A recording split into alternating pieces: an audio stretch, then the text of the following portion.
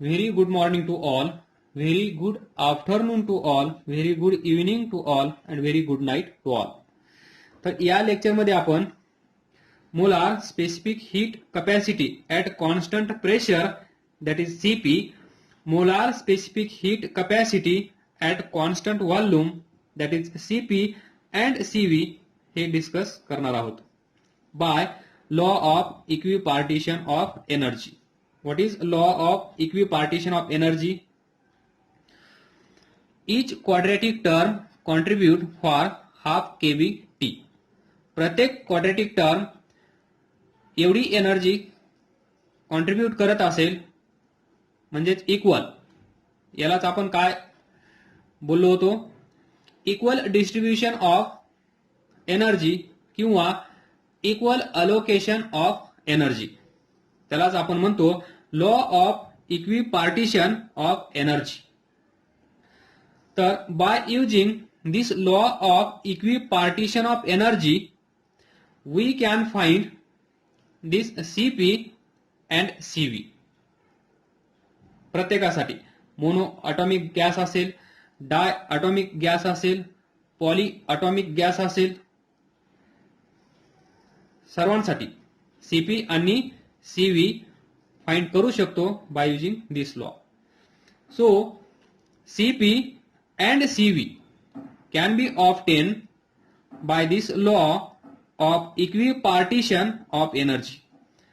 या लॉचा यूज करून, हा लॉ वापरून आपण CP that is molar specific heat capacity at constant pressure and molar specific heat capacity at constant volume find करू शकतो. तर मोलार स्पेसिफिक हीट कॅपॅसिटी आणि स्पेसिफिक हीट कॅपॅसिटी या दोघांचा डिफरन्स पाहून घ्या. मागच्या 2 लेक्चरमध्ये डिस्कशन झालेलं आहे. मोलार स्पेसिफिक हीट कॅपॅसिटी म्हणल्यानंतर मोलार म्हणजे फॉर 1 मोल, मोलार म्हणजे फॉर 1 मोल. एका मोलचं टेम्परेचर जर 1 डिग्री सेल्सिअस किंवा 1 डिग्री केल्विन इन्क्रीज करायचा असेल, फॉर 1 मोल सबस्टन्स एवढं जर टेम्परेचर आपल्याला इन्क्रीज करायचं असेल तर त्याला किती हीट सप्लाय करावी लागत असेल. That is total amount of heat required to raise a temperature by 1 degree Celsius or 1 degree kelvin, 1 degree kelvin for 1 mole of substance. त्याला आपण म्हणतो molar specific heat capacity. And specific heat capacity म्हणजे total amount of heat required to raise temperature by 1 degree Celsius or by 1 degree Kelvin of 1 gram of substance. त्याला आपण म्हणतो specific heat capacity. जर 1 ग्राम असेल तर स्पेसिफिक हीट कॅपॅसिटी, आणि 1 mole असेल तर molar specific heat capacity CP and CV. तर आपण डिस्कशनला सुरुवात करूया. To find CP and to find CV for mono atomic gas. तर इथे लिहा CP CV for mono atomic gas. तर argon is mono atomic gas, xenon is mono atomic gas, radon is monoatomic gas, neon is monoatomic gas. Argon म्हणजे Arun, xenon म्हणजे झिलमिल सितारो की छैया, हे एक सॉन्ग आहे, तिथून लक्षात ठेवा. रेडॉन म्हणजे रडू नको बाळा तुझी आई आली आहे. निऑन हा सर्वांना माहित आहे. These are some monoatomic gases. तर पहा, to find Cp and to find Cv, consider n mole of gas. This is vessel. या वेसल मध्ये n mole of gas consider करा.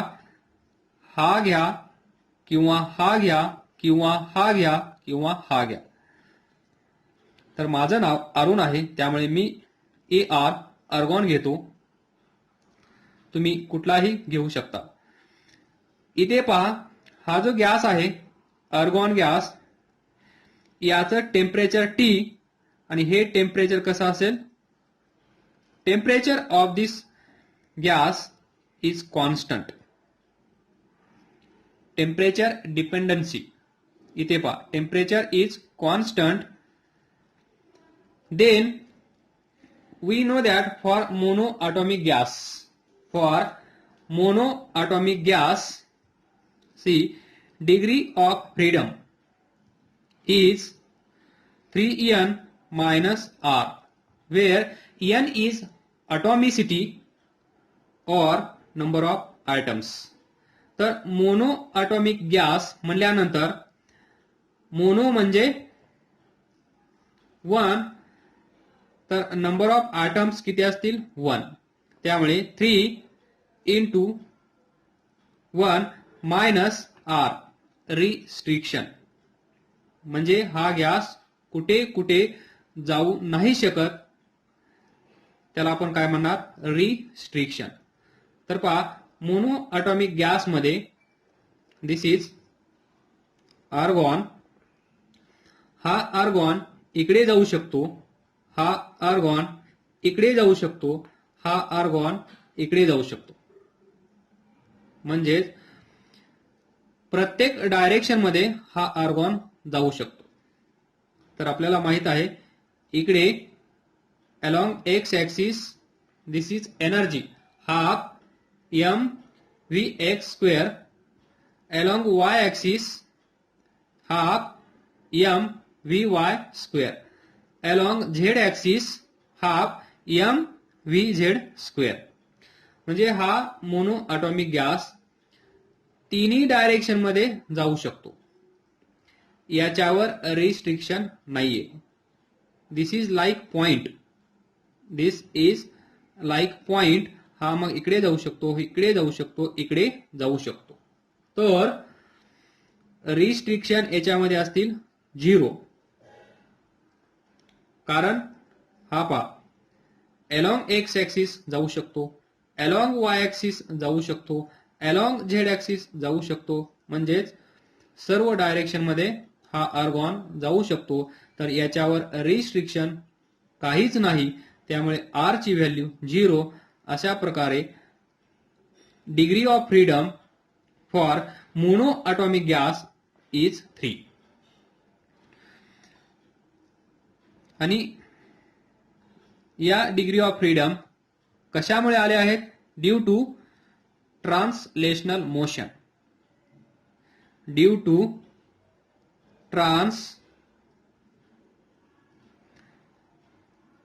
translational motion. Due to translational motion, these are degree of freedoms. त्यानंतर second part असतो degree of freedom due to rotational motion. हा point आहे, तर हा point स्वतःभोवती फिरू नाही शकणार. त्यामुळे degree of freedom due to rotational motion 0. Third असते degree of freedom due to vibrational motion. Vibrational motion हे कधी असतील? At high temperature.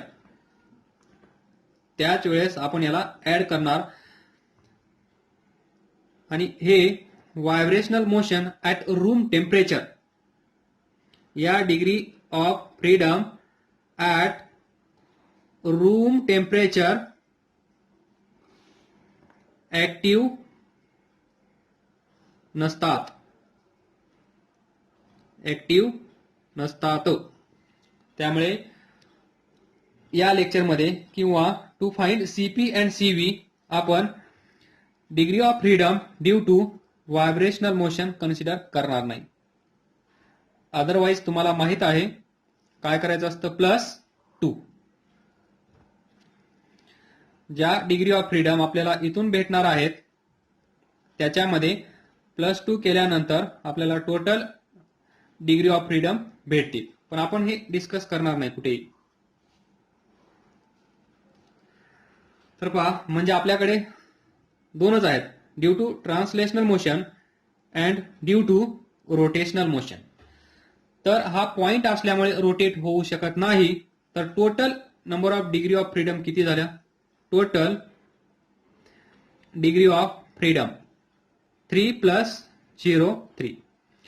म्हणजेच मोनो ॲटॉमिक गॅस हॅज, लिहा, mono atomic gas has 3 degree of freedom. तर total energy किती असेल due to this 3 degree of freedom? Half mv(x²) plus half mvy² plus half mvz². तर आपल्याला माहित आहे this is quadratic term, this is quadratic term, this is quadratic term. We know that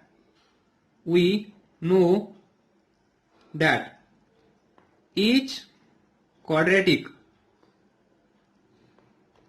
term contribute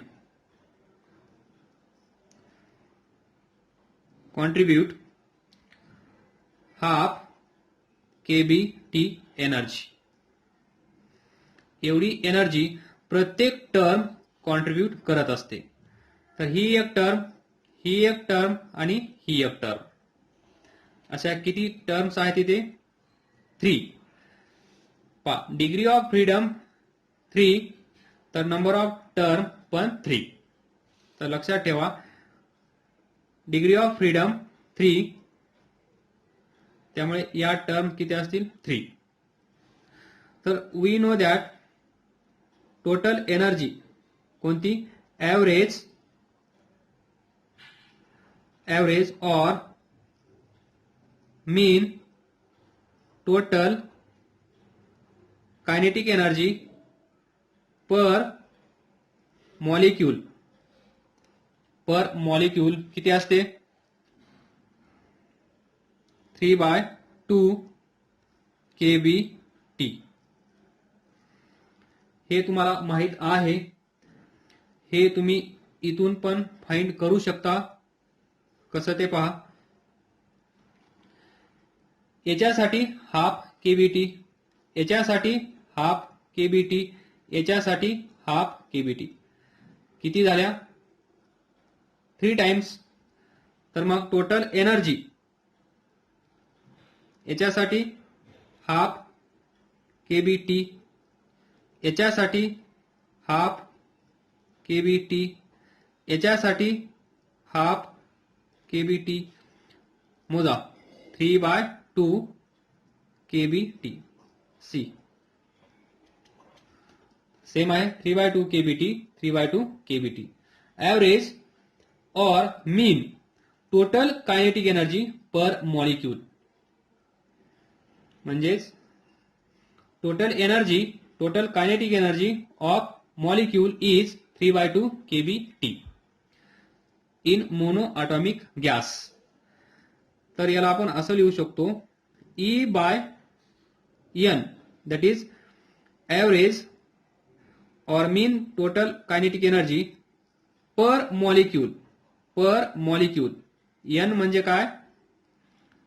kinetic theory of gas या topic मध्ये या capital N चा अर्थ काय आहे? Number of molecules. तर जेवढे मॉलिक्यूल असतील त्यांनी याला डिवाइड केलं तर आपल्याला काय भेटेल? ॲव्हरेज. ॲव्हरेज और mean total kinetic energy per molecule is equal to 3/2 kBT. हे आपण असंच्या असं डेरिव्हेशन डिराईव्ह केलं आहे. कायनेटिक एनर्जी तिथे फक्त ई असेल, इथे ई आहे, तिथे कायनेटिक एनर्जी आपण लिहिलेलं आहे kinetic energy per molecule 3/2 kBT. तर लक्ष द्या, टोटल एनर्जी 3/2 kBT ब्रॅकेट मध्ये लिहा for n molecules. n molecule साठी हे असेल एका मॉलिक्यूल साठी. सॉरी, मल्टिप्लाय करायचं विसरलो. n इंटू n, हा n इकडे जाईल. 3/2 kBT into n for n molecules total energy. तर पहा टोटल एनर्जी किती आली? 3/2 kBT into n. Equation number 1 द्या. हे कशासाठी आहे? For n molecules. तर आपल्याला काय करायचं आहे आता इथे? हे इक्वेशन मोल मध्ये कन्वर्ट करायचं आहे. म्हणजेच energy for 1 mole. This is energy for n molecules. We need energy for 1 mole. So to find, कारण माहितीये 1 मोल मध्ये का कन्वर्ट करत आहोत? पहा आपण काय फाइंड करणार आहोत? Molar specific heat capacity. Molar specific heat capacity म्हणजे फॉर 1 मोल. म्हणून हे इक्वेशन आपल्याला मोल मध्ये अगोदर कन्वर्ट करावं लागेल. To find for energy for 1 mole. तर पहा आपण हा गॅस किती कन्सिडर केला आहे? n मोल.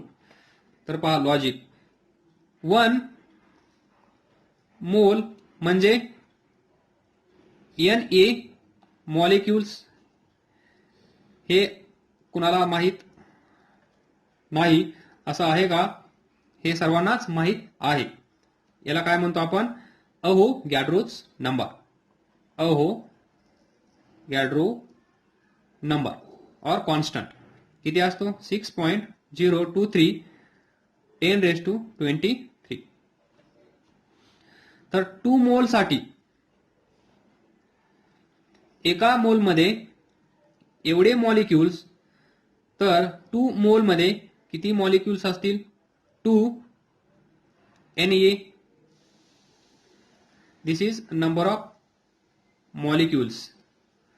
इथे हा n, that is this n, number of molecules. 2 मोल मध्ये 2 Na, that is here n molecules. येते ना लक्षात? n molecules, n number of molecules. 2 मोल मध्ये n मॉलिक्युल्स आहेत आणि ते किती आहेत? 2 इंटू Na. त्याचप्रमाणे n मोल साठी किती असतील? n into Na. म्हणजेच इथे किती असतील? n molecules. n मॉलिक्युल्स म्हणजेच पहा फॉर n मोल आपण गॅस किती घेतला आहे? n मोल. n मोल मध्ये मॉलिक्युल्स किती आहेत?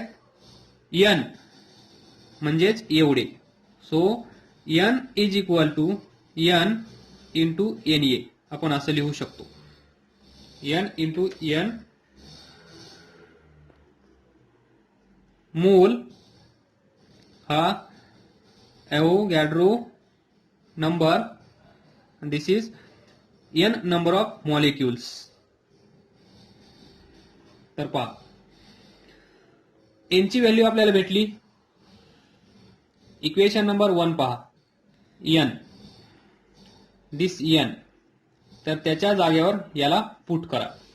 तर आपल्याला भेटेल ई फॉर एन मोल. पाहिजे आपल्याला फॉर 1 मोल. अगोदर आपण एन मोल साठी फाइंड करूया, त्यानंतर त्याला 1 मोल मध्ये कन्वर्ट करणं सोपं जाईल. तर पहा E is equal to 3/2 kBT. यांची value N into N A. इथे पहा 3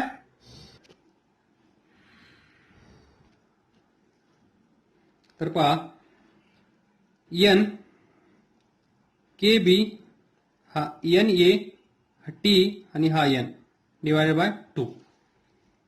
तर हा एन इथे घेऊन या into 3/2 K B N A bracket T.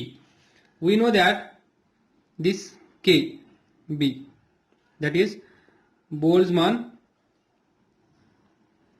constant, किती आहे, is equal to R universal gas constant divided by this number, Avogadro's number. तर KB इथून काय भेटेल पहा, KB हा NA इकडे येईल, NA is equal to R. तर KB into NA, KB into NA. तर हा ब्रॅकेट गायब होईल, तिथे येईल R. तर E is equal to N into 3/2 RT. तर पहा this is energy or this is total energy, mean total kinetic energy for लिहा इथे for n moles. इथे 1 पुट करू शकता, 2 पुट करू शकता, जेवढे मोल्स असतील तेवढे पुट करा, तेवढ्यांची एनर्जी आपल्याला भेटेल. दिस इज एनर्जी. तर आपल्याला मोनो ॲटॉमिक गॅसची टोटल एनर्जी भेटलेली आहे आणि ते पण n मोल्स या फॉर्मॅटमध्ये. तर इथून आपण फाइंड करू शकतो फॉर 1 मोल. So for 1 mole n is equal to 1, then E is equal to 3/2 RT. पहा लक्षात ठेवा, इथे प्रत्येक वेळेस सांगेन, total energy is equal to F/2 RT. F म्हणजे degree of freedom. Mono atomic gas साठी डिग्री ऑफ फ्रीडम किती आहेत, 3. तर हा 3 उचलायचा, इथे ठेवायचा, तुम्हाला टोटल एनर्जी भेटेल 3/2 RT. डाय ॲटॉमिक साठी पण असंच, ट्राय ॲटॉमिक गॅस साठी पण असंच. हा common formula. Total energy is equal to F/2 into RT, where F is degree of freedom. जर तुम्हाला mono atomic gas, di atomic gas, tri atomic gas यांच्या डिग्री ऑफ फ्रीडम माहित असतील तर तो नंबर इथे ठेवायचा, तुम्हाला भेटेल एनर्जी फॉर 1 मोल. फॉर n मोल कसा असेल, थोडंसं पुढे, E n F/2 RT, where n is number of moles, F is degree of freedom.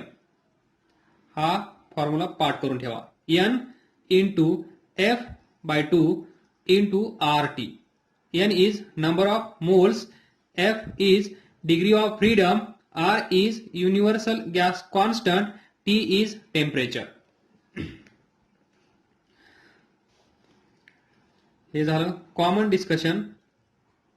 तर पहा, नाउ डिफरन्शिएट दिस इक्वेशन. आपल्याला पाहिजे CP and CV. Differentiate this equation with respect to T. तर काय भेटेल पहा, dE by dt is equal to 3/2 R dt by dt. dt 1 3/2 R. इकडे असेल डीई बाय dt. तर थोडंसं याला व्यवस्थित बारकाईने पहा. मागच्या लेक्चरमध्ये हे असं आपण लिहिलेलं आहे, आठवतंय का ते पहा. हे तुम्हाला दिसत आहे का, आठवत आहे का? What is this? तिथे असं होतं D Q by D T, म्हणजे हीट सप्लाइड. हीट सप्लाइड हीच कशामध्ये कन्वर्ट होईल?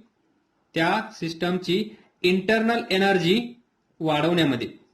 Heat supplied is converted into internal energy of this gas, म्हणजेच D Q is equal to D E, असं तुम्हाला आठवत असेल.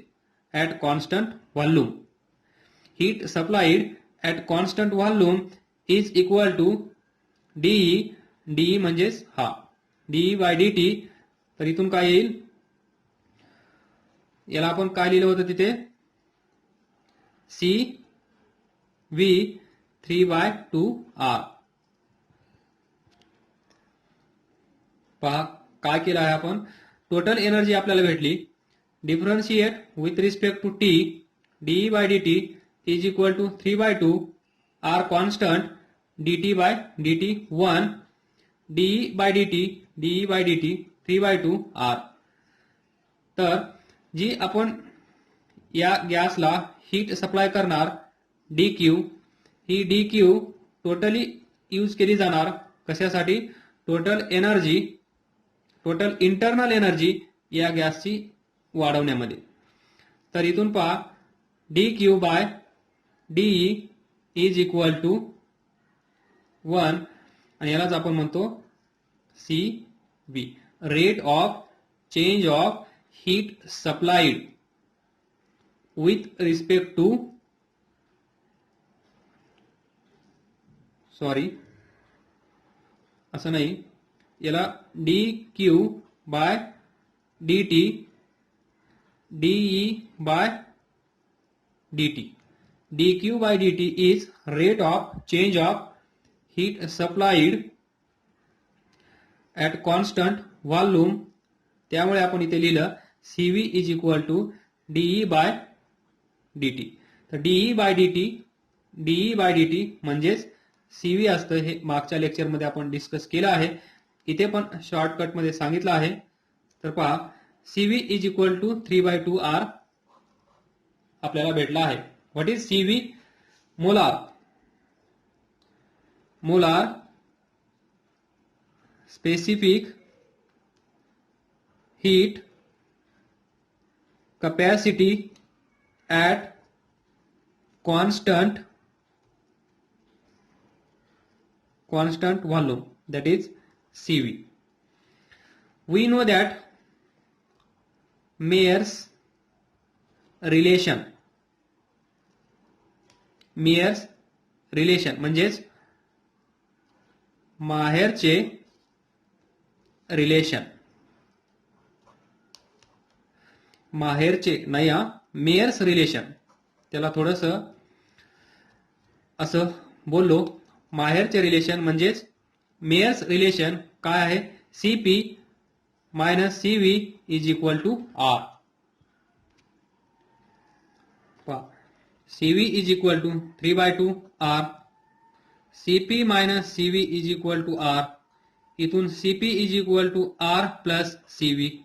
आर म्हणजे universal gas constant, C V 3/2 R किती येईल? 5/2 R C P. This is C P. This is C P म्हणजेच molar specific heat constant at molar specific heat capacity at constant pressure. 5/2 R. Then last for mono atomic gas, CV is 3/2 R, CP is 5/2 R. Then adiabatic constant for mono atomic gas, argon, xenon, radon, neon साठी. This is given by gamma ratio of CP to CV. CP किती आहे 5/2 R divided by CV 3/2 R. R cancel, 2 cancel, 5/3 किती येईल 1.66. This is gamma. Adiabatic constant for monoatomic gas. अशा प्रकारे CP and CV आपण find केल्या monoatomic gas साठी. Finally लक्षात ठेवा total energy is equal to N into F/2 RT हा फॉर्म्युला. सर्व काही याच्यातूनच तुम्हाला भेटेल. डिग्री ऑफ फ्रीडम मोनोएटॉमिक गॅसच्या किती आहेत F इज इक्वल टू 3 इथे ठेवा 3 N इंटू 3/2 RT भेटला तो फॉर्म्युला. फॉर 1 मोल साठी N ची व्हॅल्यू 1 ठेवा. E इज इक्वल टू भेटेल 3/2 RT in this way. So thank you.